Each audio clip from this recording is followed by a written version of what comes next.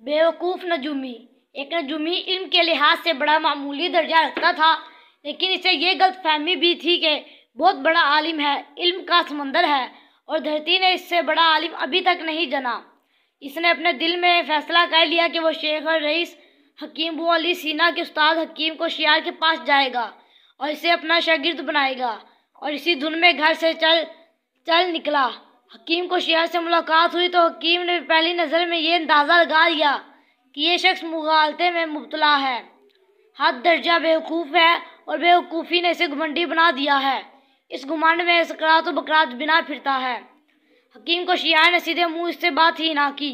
بیوقوف نجومی کئی روز وہاں ٹھہرا۔ حکیم نے بھی اس کی طرف سے آنکھیں موندے رکھیں۔ نجومی نے وہاں سے چلنے کی ٹھانی۔ جب وہ رخصت ہونے لگا تو حکیم کوشیار نے اس سے کہا، علم اٹھا سمندر ہے جس کی کوئی حد نہیں، طے نہیں۔ تو بھی اس کے کنارے کھڑا کچے موتیوں کی تلاش میں جھاگ اور ریت ٹول رہا ہے، اور میں بھی۔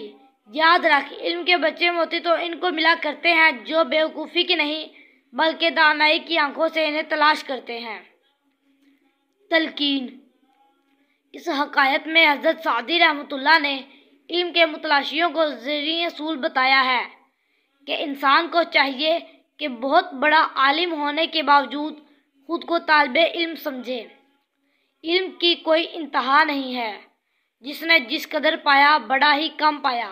اور یہ بھی مت بھولو کہ خود کو کامل خیال کرنا بے کمال اور جاہل ہونے کی سب سے بڑی علامت ہے۔